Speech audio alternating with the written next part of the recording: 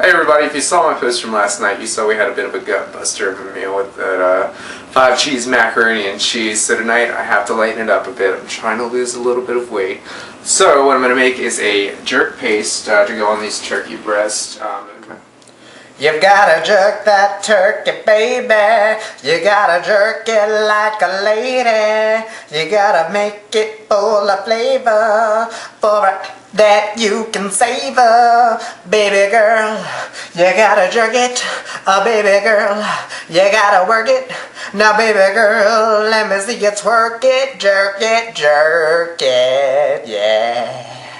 So I've got everything laid out that we need. You're going to need a giant mortar and pestle, or you're going to need a good blender or food processor. I happen to have this little very cheap smoothie blender, so we'll see how that works out. No guarantees here. Okay, so you've got shallots. These have just been peeled. Just right down into the blender. All these garlic cloves. Lots and lots of garlic. This is going to be a little bit spicy. Garlic, when you use it fresh like this before you cook it, has kind of a bit of a spicy taste to it. And then we're going to add some cayenne pepper as well. Traditionally, a jerk sauce will have habanero peppers, which are quite hot. Any hot pepper, I'm not doing it because I forgot to pick some up. You're going to want to wear protective gloves, rubber or plastic, to keep those oils from getting onto your hands. Because I'm just chopping those and letting the blender do the work, I don't have to worry about that later. It's not a pleasant bathroom experience. Then I have all my herbs and spices here, very traditional in jerk recipes, Jamaican allspice. I'm using herbs de Provence. Traditionally it'll just be thyme, but this is kind of a blend. You've probably seen me use before. Thyme, savory, marjoram, a little bit of lavender, all just a very nice herbal blend. Okay. Into that, olive oil. Pretty fair amount, probably about 1/4 to 1/2 cup, depending on how much you're making. Acid in this is going to be lime. I'm going to use the zest in one of these guys and then juice the rest of them. A good microplaner, if you haven't heard me discuss this before, is fantastic for doing this. You can use a box grater as well, but you see the benefit of using a microplane is that it leaves all that white bitter pith intact. It doesn't end up in your food. Just get all that really nice flavorful zest. Just watch your fingers because this thing is quite sharp. Okay. Just get them out.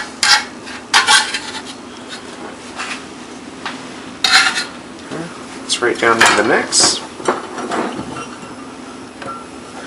Okay, so now we're going to juice these limes. You need about 1/4 cup of lime juice. I'm going to start with 2. See where that gets me. If that's enough, we'll have cocktails with the last one.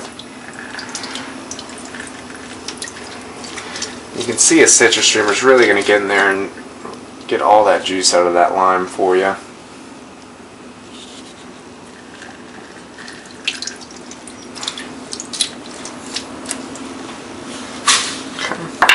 One more, and I think 2 might actually do the trick. Yay, gimlets!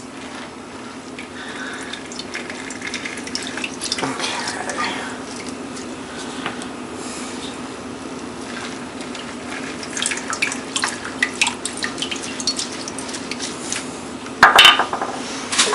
Look at that, all that juice. Right down in. This will be where you cover your ears unless we edit some clever music into this. Judas, Judas, Judas, Judas, Judas, Judas, Judas, Gaga.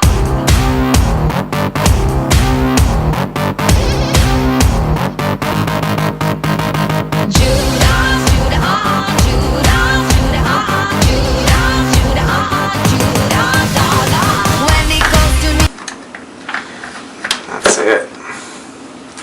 Okay, so now we're just going to pour that over the turkey now.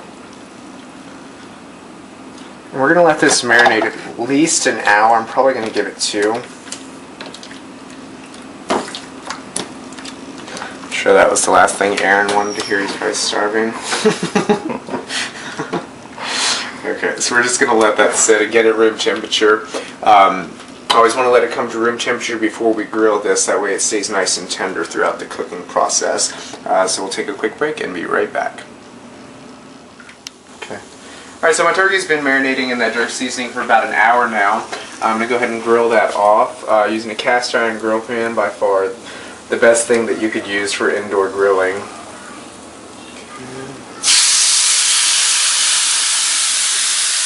Nice and smoking hot. I've got that thing sitting on high. I think it's going to get a little bit smoky. Hopefully we can do this without the alarm going off. We'll see. Basically what I'm going to do now is just kind of grill these on both sides, give it some nice marks, and then finish it off in the oven.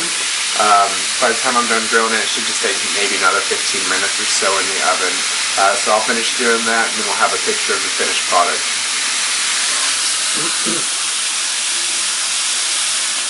Hey there! Okay, so the turkey's out of the oven. It's been resting probably for about 15 minutes now. Always a really important step. Always want to let your meat rest. That way all the meat kind of has time to sort of relax. If you cut it right when it comes out of the oven, all those juices just kind of flow right out of it. This lets them get more evenly distributed throughout the meat. You see you have a nice grill marks there. I've got my salad ready to go here. This is just mixed greens. Cut a little bit of olive oil, salt, pepper, a little fresh tomato there. So now I'm just going to slice this up. It's thin little medallions.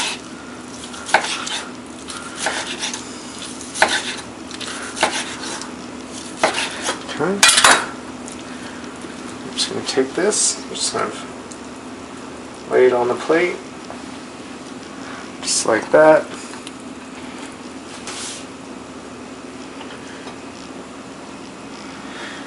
And there you go, a little jerk chicken over a mixed green salad. Nice, sort of delightful, flavorful, light summer meal. Hope you get a chance to try it out, and we'll see you next time.